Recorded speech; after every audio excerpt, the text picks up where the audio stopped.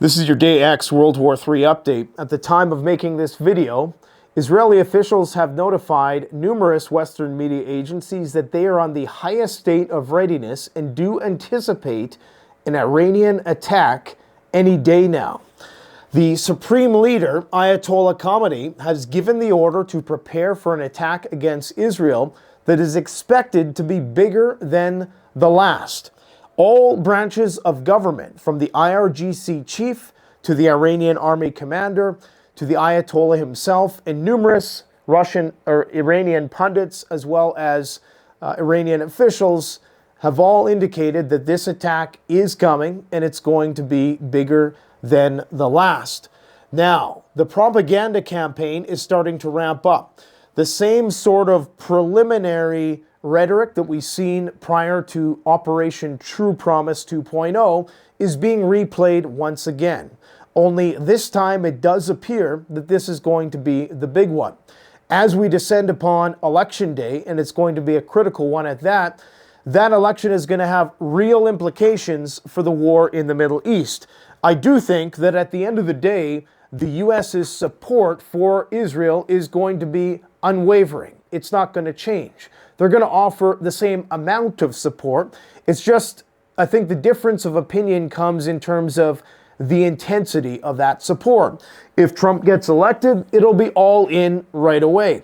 If Kamala gets elected, it might be a bit more of a slow burn tease because, of course, they have to walk a fine line because many Democrats are against the Gaza genocide that's currently ongoing, and many Republicans as well, I should add, but oftentimes that is associated with the war with Iran. So nobody wants a regional war, so they say, except Lockheed Martin, Raytheon, and all these people who have all these contracts for equipment. They want a war, but of course the oil market doesn't want a war, and they certainly don't want a guaranteed war before the election because, of course, that will quite rapidly trigger a collapse of the economy because, of course, the price of oil will skyrocket. As we're seeing today, oil was one of the only things that didn't go down today. Some are chalking this up to end-of-month trading, algorithms selling the winners to cover the losses, as was the case with gold, who shaved off a bit of its earnings recently. There was a retracement back down to $27.50. This is a healthy consolidation considering the moves that we've seen in gold. Others are saying that it might be related to some of Elon Musk's comments that he recently made, where he said that it's going to be a rough road and there's going to be economic hardship if Trump gets elected because there's going to be all kinds of restructuring, deep spending cuts, and potential Trump cabinet role, meaning austerity, right? And with that austerity is going to come less discretionary spending. That's going to cause the markets to at least tank a little bit. And that, of course, can be a self-fulfilling prophecy because if he's saying that if Trump gets elected, the markets are going to crash, you're going to get people starting to pull their money out if they think that Trump is going to win. Why would you not want to miss that opportunity to get out at the top and then buy back in when things start to consolidate once again?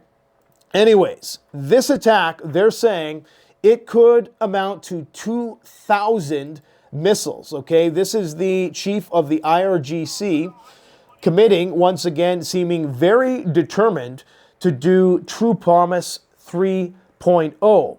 Now, it's important to understand that the Iranians have immense amounts of drone and rocket capability that is largely untouched. They have somewhere in the neighborhood of 100,000 missiles, many of them ballistic missiles, which of course can be fired and reach their targets in Israel. And of course, they probably have infinite numbers of these Shahed drones, which they're using in Russia every single day. Now, those Shahed drones are essentially just used to eat up air defense. So if we do see Shahed drones in this volley, in this wave of attack, then I presume that it's just going to be to eat up some of the air defense. Of course, when you launch these drones, the problem is from the Iranian point of view, is that you tip the Israelis off that you're going to attack. Whereas if you just roll out the launchers, then they have less time to attack. The difference might be an hour or so, which could be substantial in terms of preparedness. But according to CNN and other media agencies tipped off by Israeli officials, Israel is anticipating an attack any day now. So we know that wave after wave of 2,000, which is what the claim is by the experts, they claim that Iran can collectively launch 2,000 missiles and drones at once, wave after wave, at Israel. We've seen what happened with Israel's lack of missile defense the last time. This is a new video that was released today, and I'm going to have to get this guy to narrate SHTF because he's kind of funny, to be honest. Let's see what he has to say. This is a different angle that we didn't see. The last angle that we seen this attack broken up into different bits. Here we see pretty much the whole thing in one go. Take a look at this. Oh, shit. That would be my reaction, too. Oh, shit. What the fuck? I think he had something to smoke before he watched this. Oh, my God. Oh, my fucking God. What? Oh, my God. You know, guys, if you don't like bad language, you ain't surviving the collapse anyways. I don't necessarily like bad language, but, I mean, come on, who cares?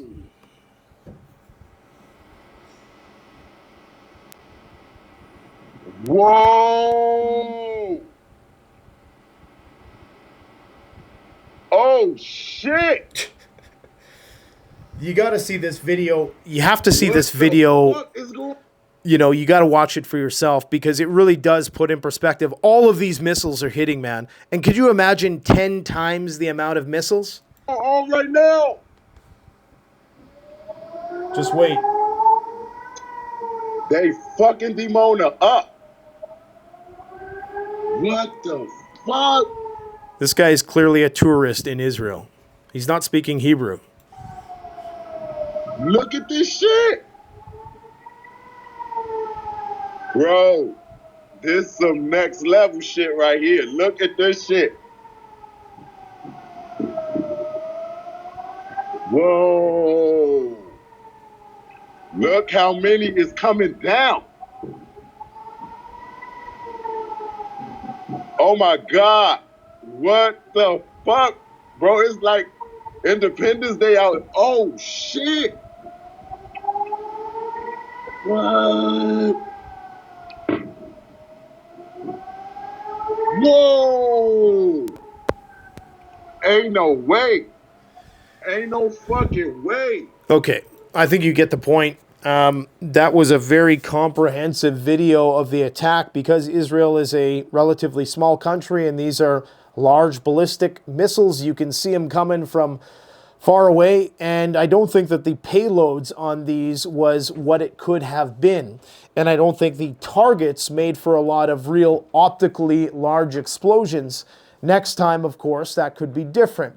The thinking is that Iran is using a few of its good assets, but withholding a lot of its newer stuff. So a lot of this is older stock. So if we're to presume that we're now going to get a new volley of, say, 400 missiles at once, that would be twice the size of an attack. And the problem is that Secretary of Defense Lloyd Austin has come out today again, recommitting to coming to Israel's defense should Iran attack once again, which means the United States is going to enter into the war. And so we will be fighting alongside some other members of District 1. There's a picture of them here. These are members of the IDF. They were spotted. They decided to take a picture. I don't know if it's a good idea to take pictures of yourself doing this kind of stuff. Like, if you're in a war zone, just don't take any pictures of anything you do, even if the stuff you do is good. You know, there's a reason why all those guys in Ukraine and Russia wear masks when they do shit, because they know there's potential repercussions after the fact. These District 1 members, of course, if you've seen Hunger Games, you get the reference, the very effeminate District 1. You had the hyper-femininity contrasted with the tyrannical, militaristic aspect of the government, and they decided to try on some women's clothing in the home of some Lebanese people who were forced to flee in a part of the country that they're currently invading. So this guy actually looks like somebody I know who's from Israel. So it's a small world, but just don't do this. Not a good idea, and just, I just don't, I'll never understand it, man. I'll never understand it. But the EU is starting to come around. They're saying that every household should have supplies for 72 hours. The paltry 72 hours. 72 hours. You don't got 72 hours worth of food in your home right now, then you're probably like I was for the better part of my life. You are broke. Okay? There's no reason why anybody with a paycheck to paycheck income shouldn't have 72 hours. So the question is, why do they tell you 72 hours? Well, it's because they don't want to spook you into telling you that you probably should be preparing to have at least a year's worth of supplies. And believe it or not, to get a year's worth of supplies on the cheap is not hard. We've shown you plenty of ways to do that on the channel before. And we've also shown you lazy ways that you can throw money at if you have that kind of disposable income. There is plenty of ways to do it. Okay, now, getting back to Iran. According to the director of the Ayatollah's office, just to provide more evidence for the fact that this attack is going to be bigger, you have it coming from General Ali Fadavi, the commander-in-chief of the Iranian Revolutionary Guard, saying that the Iranian response is certain, saying that for 40 years we have not allowed a single attack to go unanswered, and that this one will not go unanswered as well. From the Ayatollah, they say that the response will be harsh and regrettable. High-ranking Iranian senior source told CNN today that Iran will launch a definitive and painful response to Israel's attack from last week against military targets. And there's rumors that Iran is currently moving ballistic missiles into place. Iranian military commanders are preparing a list of dozens of military facilities within Israel, so they're still limiting this to military facilities. This hasn't spilled over yet into a threat against critical infrastructure or the Dimona nuclear power plant, but what we're starting to see now is a normalization of exchanges between Iran and Israel, which just adds another risk factor in this world of growing risk factors right now for things that could trigger the big one, the big day X. Today, of course, we had North Korea launching a ballistic missile. It was the longest flight time ever recorded, signaling that they now may have the technology to get a ballistic missile all the way over to North America, dead center, right where you'd want. I guess you'd more so want it on the East Coast if you wanted to detonate an EMP, although Iran does have satellite technology that they can put nuclear weapons in space, and they're very secretive with respect to their payloads. When they're launching these satellites, they do it in ways where you're not able to see what the payloads that they're putting on are from space or otherwise. So the rumors are, according to numerous high-ranking analysts and experts in the field that we've had on the channel before, that North Korea already has nukes in space, and at the push of a button, they could detonate those. Now, would they actually work? We don't know. We're going to talk more about the militarization of space. I might talk a bit about it today because there's a lot of stuff with SpaceX going on right now, which really is just a cover for the U.S. militarization of space, which is what the Russians were so worked up about several months ago. But nothing is what you hear. When they talk about we're going to Mars and, we're a planetary species, that's all bullshit.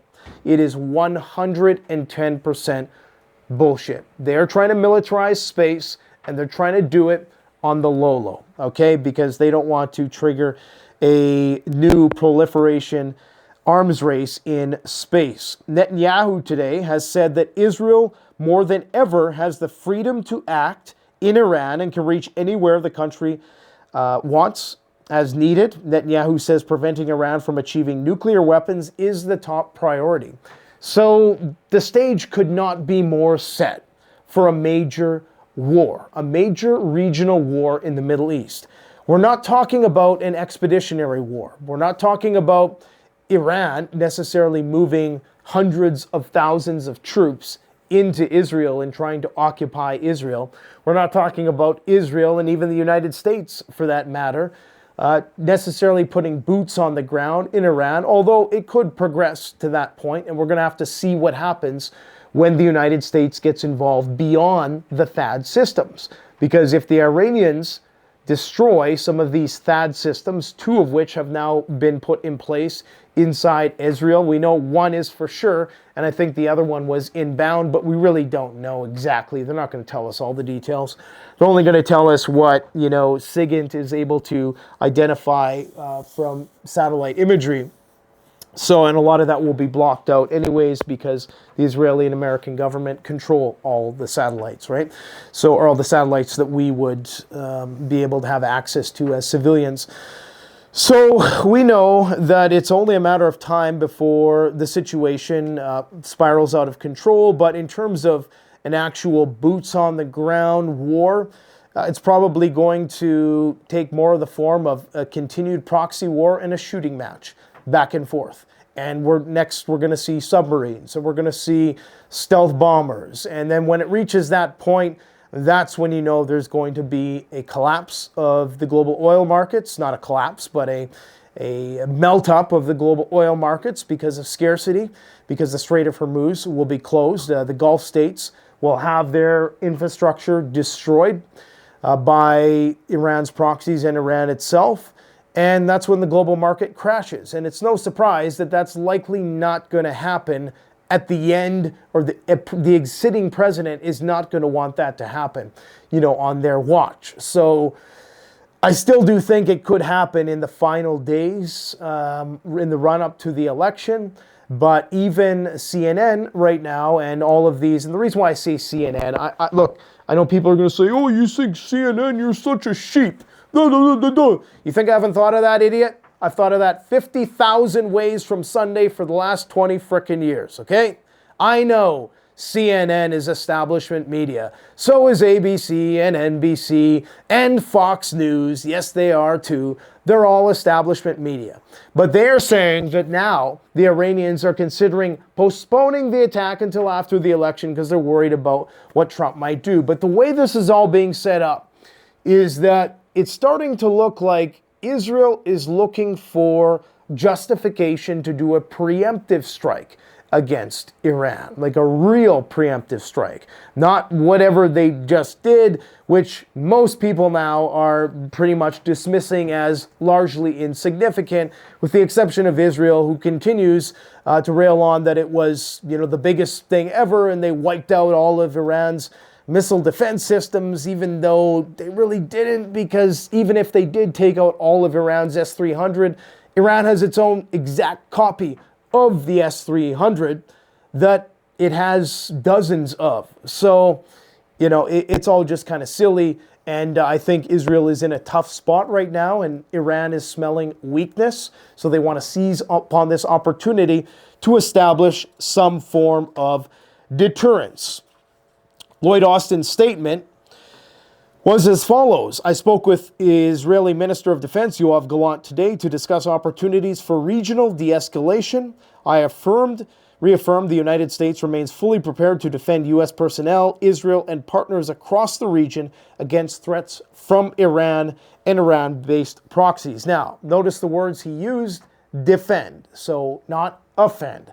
But there are thousands of troops, U.S. troops, in the Middle East, of course, tripwires that will be used in order to bring the United States into the broader war that they need to sell more F-35s.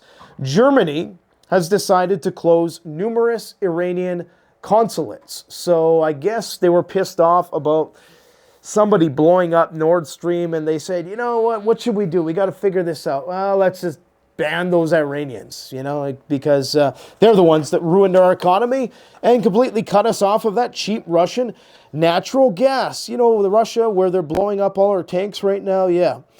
And the North Koreans, we'll talk about them in Kursk in a little bit. But you see, this as time goes on, you got North Korean generals, 3 North Korean generals on the ground in Kursk, okay?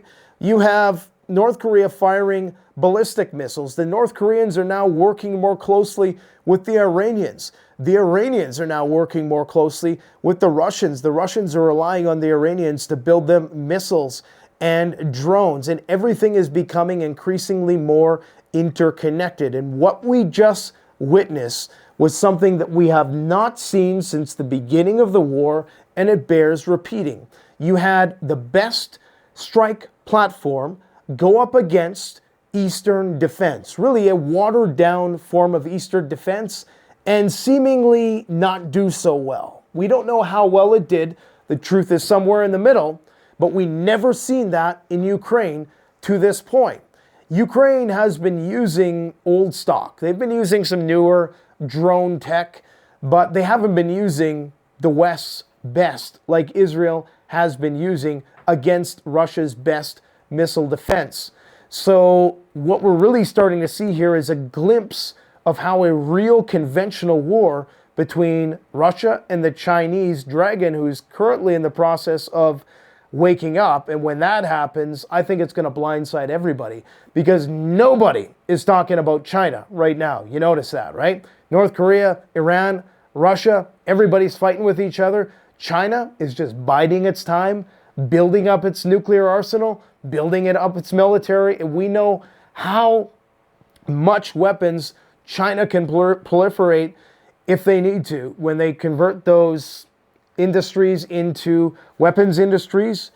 I think a lot of people are going to be absolutely shocked. I was surprised today because there was an attack inside Israel that killed 9 Israelis. Now, I'm not sure if they were like Arabic Israelis, and maybe that's the reason why it wasn't considered a big deal. But usually, even if it wasn't, like we seen with the Druze attack, where it was Druze who were attacked inside Israel, which are people who identify more with Syria. Usually Israel will seize upon that to justify further escalation. But not this time, which leads me to believe that maybe there's some trepidation about continuing to escalate at this point in time. All the talk that we've heard about ceasefires in the last couple days is complete and utter nonsense. I've been saying it for the last 48 hours. If you know what I'm talking about, there's been rumors that Lebanon and Israel are about to have a ceasefire. What happened back in September when, I believe his name is Amok Hochstein, one of the diplomats who tries to negotiate, chief negotiators between Israel and Lebanon, tries to negotiate deals. He went there on September 14th. He went to Lebanon to try to negotiate a deal with Hezbollah, who at the time was led by Nasrallah, right? The guy who got assassinated just 2 weeks later. What a surprise.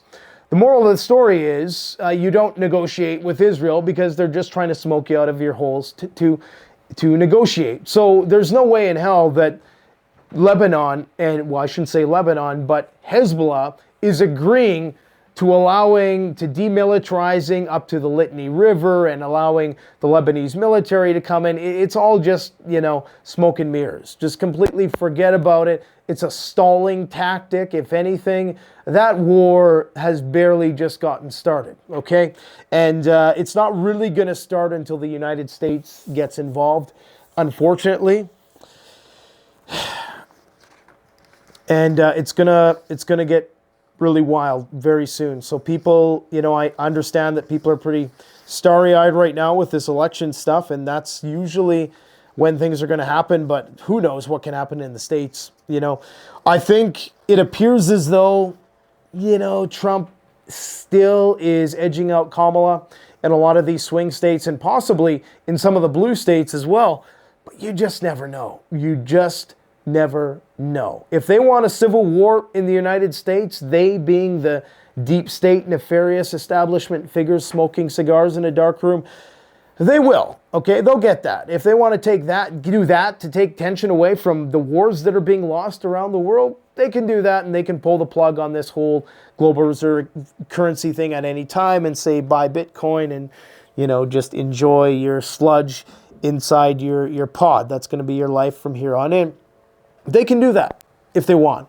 But I think that they still got some business that they want to take care of abroad before they commit themselves to that.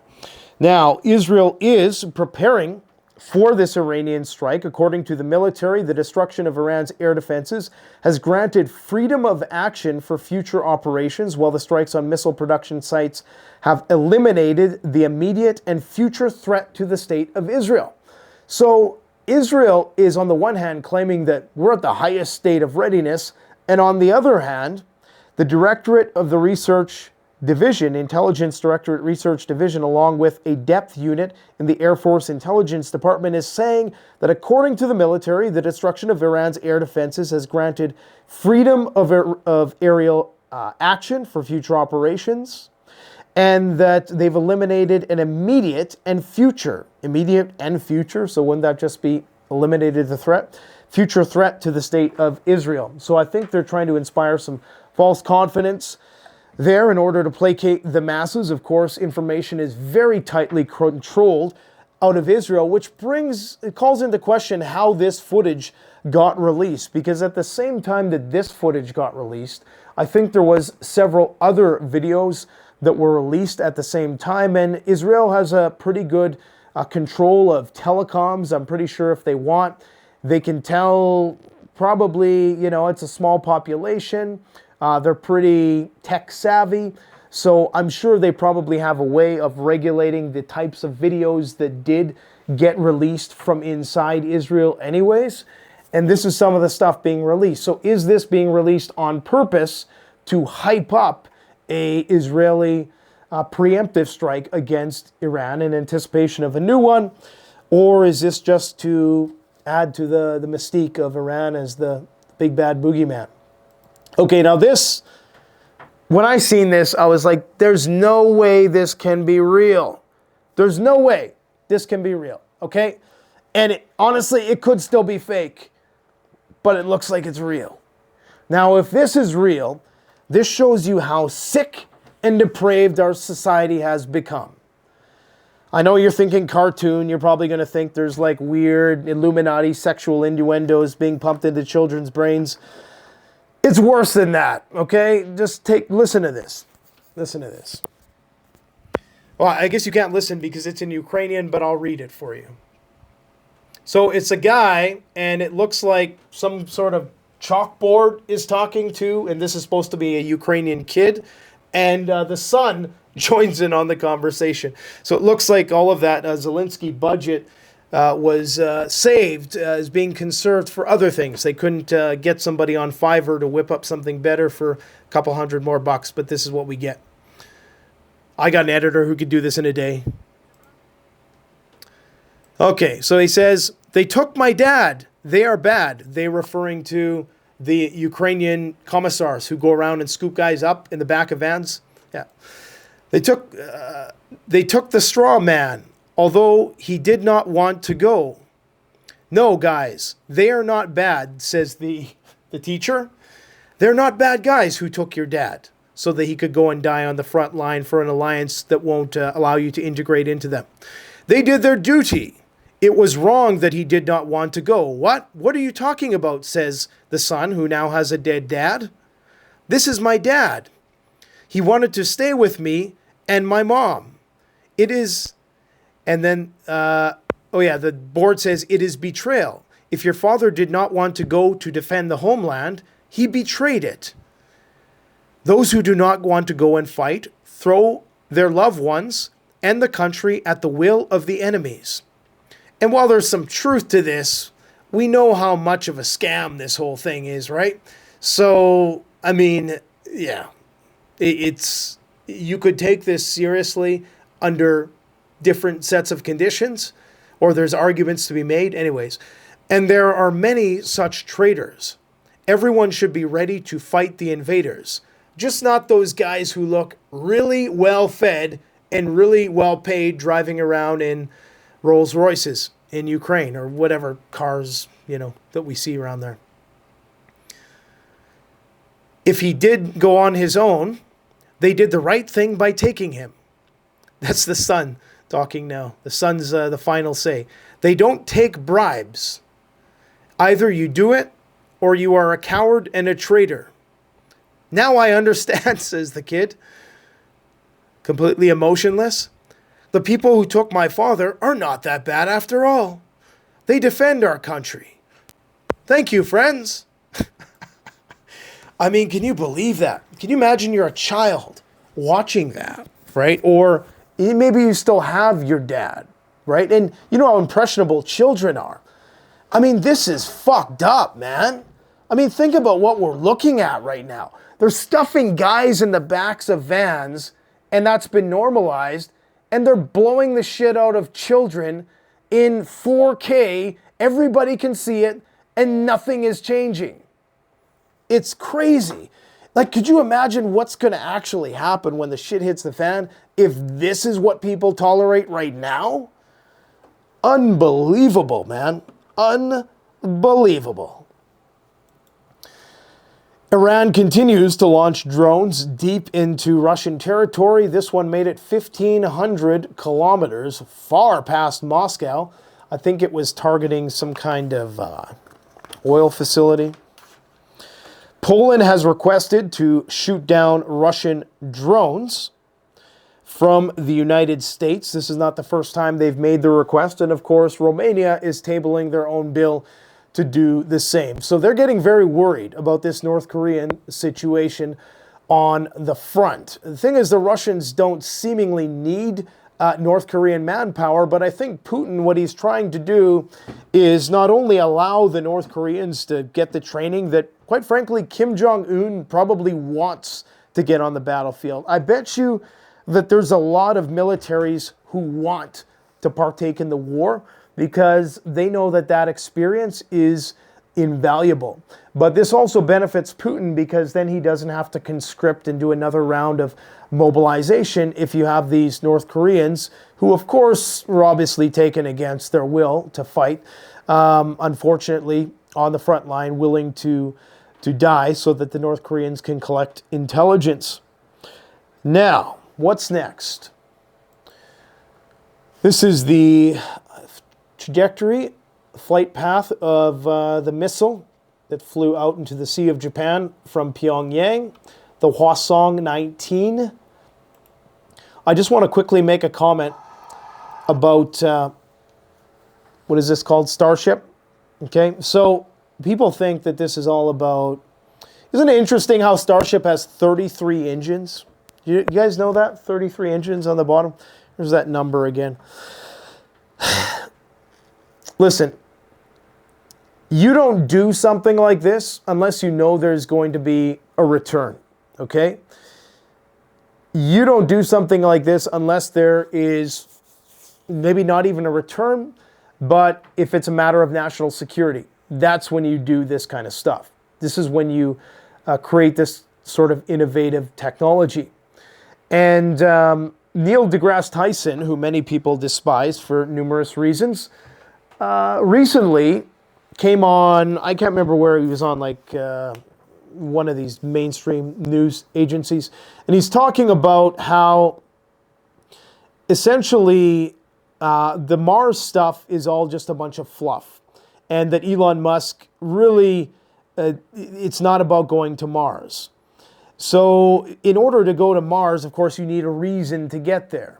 And I think Tyson is right. I think that a lot of the reason why it's not going to work, the only reason why it's going to work is if there is competition.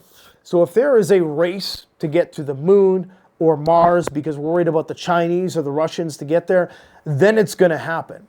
If it's a matter of national security, it's going to happen. If there's money in mining something that is very valuable on Mars, then it's going to happen. But I don't think that just going there for some pie-in-the-sky idea of having a multi-planetary species. It's not that I'm against the idea. I just don't think that that would be enough to motivate the shareholders of SpaceX. And yes, Elon Musk is the primary shareholder, but Google are partial shareholders in SpaceX, or Alphabet, I should say. There's plenty of large venture capitalist firms that are funding this, and they're funding it for a reason, okay? Because they know there's going to be returns.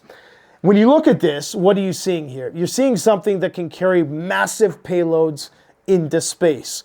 Well, what might you want to send into space?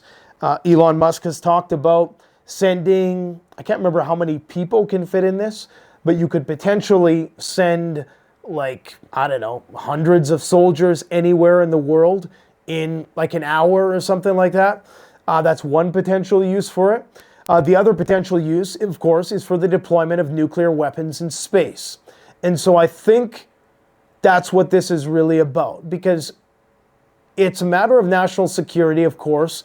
We heard all of that rhetoric with Russia earlier in the year about the militarization of space. We know Russia is working on their deployment systems, you know, all of the various different types of technologies, from their Poseidon nuclear weapons, the Avant-Garde system, the Sarmat hypersonic weapons and all that.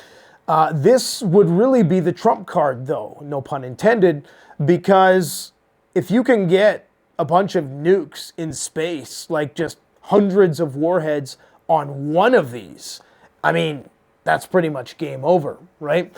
And so in terms of the militarization of space, I think that's what this is about, unless there's some really precious commodity out there in outer space that is small and dense enough and valuable enough to be brought back. Maybe it's going to be helium-3 or something. I don't know. Or maybe they just want to colonize the moon. Or, and I cringe when I say this because it's always, you know, the basis of so many movies, but maybe it's because they know that a comet's going to hit the Earth and they got to get their ass out of here. They got to have some sort of plan B, Elysium, in order to survive what's coming. It could be something to do with that, honestly. I mean, would they tell us, you know, if they knew some shit's going to go down in 20, 30 years? You know, I doubt it. A UK nuclear submarine shipyard was on fire recently. This has been happening a lot to the UK's nuclear program. Fires on nuclear subs, and, you know, it just seems like either the program is very dated and aging, and so you're having a lot of these problems, or it could be that this is acts of sabotage, cyber attack potentially. BAE System submarines, where Royal Nuclear submarines are made, burst into flames overnight. While there is no nuclear risk, people living nearby are advised to remain indoors whilst emergency services are able to get the situation under control. Yeah. Russia has responded to Zelensky's call for peace talks, and they've said there's going to be no Minsk agreements and no freeze of the conflict. This is the permanent representative of Russia to the United Nations. There will be no Ukraine in NATO. Mandatory demilitarization and denazification of Ukraine continue to be the goal, and all of the goals of the special military operation will continue to be achieved.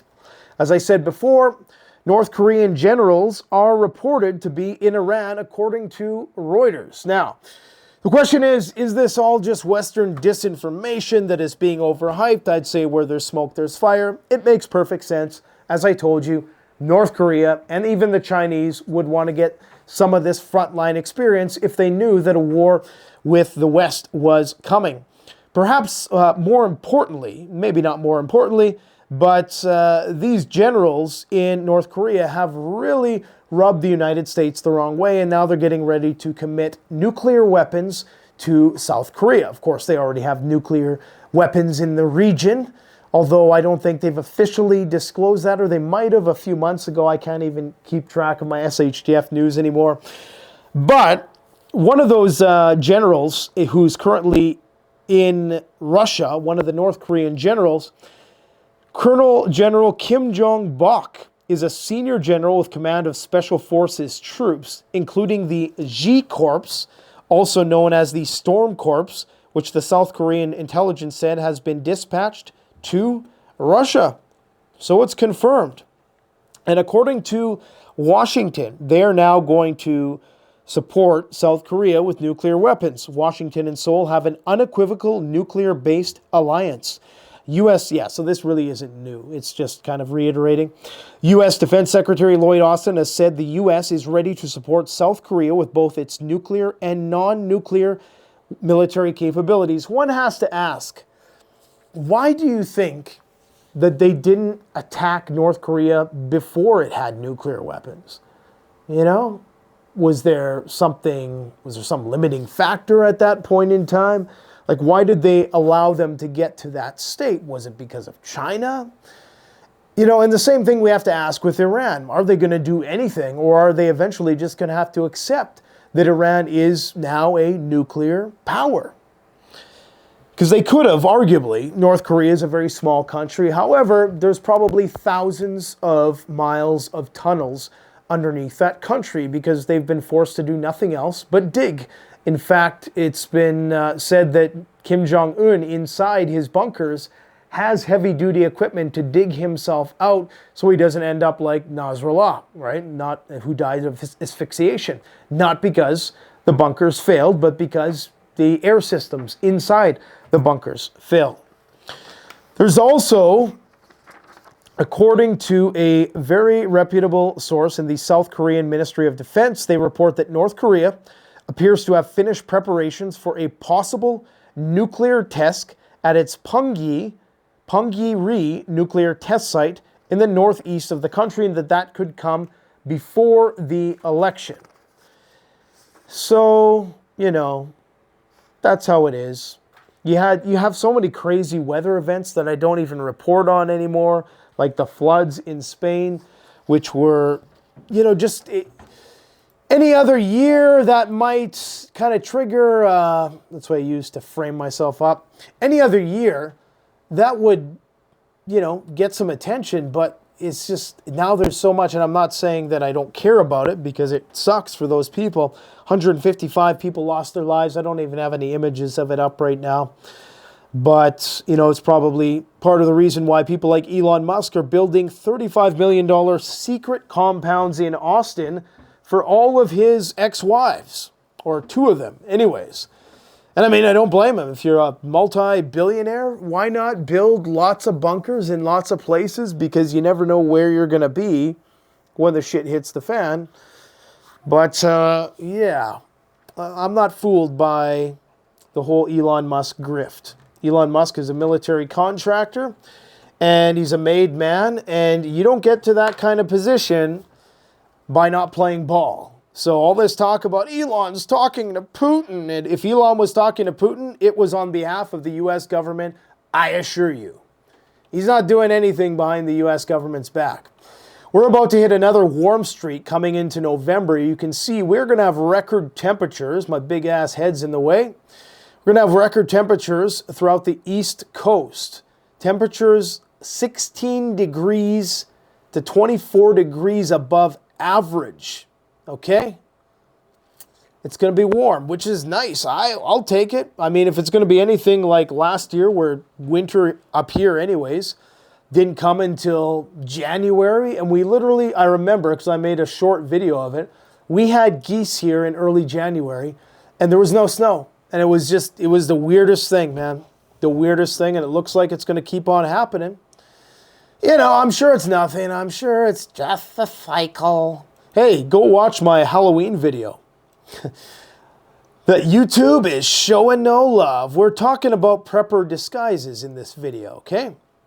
So, the element of disguise is something I was thinking about, and there may be different disguises that you need to get yourself out of a certain predicament. So having an assortment of social camouflage might not be a bad idea. So I hope we can give you some ideas for disguises that you can use in that video. Go check it out. It's a fun Halloween video. See what the markets are doing. Gold retraced a little bit. Like I say, it's comfortable retracement. It's what you would expect. It's what you would expect. The fact that oil's going up when the market is crashing makes 0 sense whatsoever. But I mean, nothing makes sense anymore. You know, I mean, you can make arguments for why the markets would crash while oil was going up, but it starts to look like people thought, of course, on the weekend. Let's take a look at oil here. So you know how Israel attacked right after the closing bell? Well, they did that for a reason, because they knew if they attacked Iran and it was, say, Thursday, oil would be probably to $80 on Friday, but then it would dissipate, right?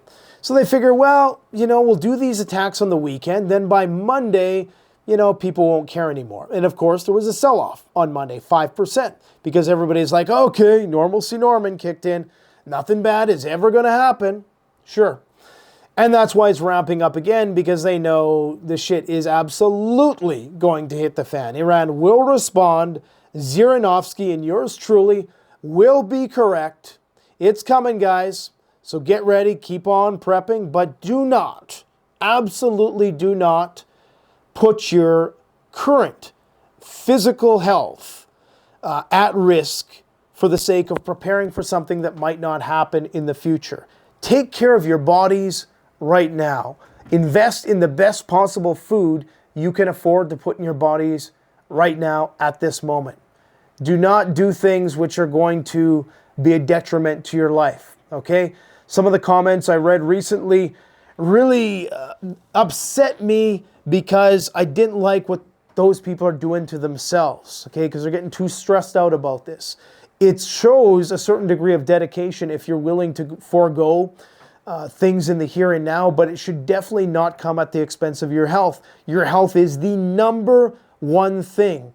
It's always sad when I hear that a customer has passed away or something, because it makes me wonder, like, you know, you were preparing for things to get real bad and something else got you instead. That's why it's always important that you enjoy every day, that you take care of your body. That should be your number one priority. Exercise, treat yourself. Don't be like me, like I did over the last 6 months, building out this homestead and damn near kill yourself doing it. You know, just take care of yourself, get lots of rest, and, you know, prep prudently but responsibly. And yes, you have to have a bit of haste at this point in time. There's no doubt about that. But you don't have to do that at the expense of the here and now. If you want to support the channel, check out CanadianPreparedness.com. Losing my voice. Thanks for watching. Don't forget to like, comment, and subscribe.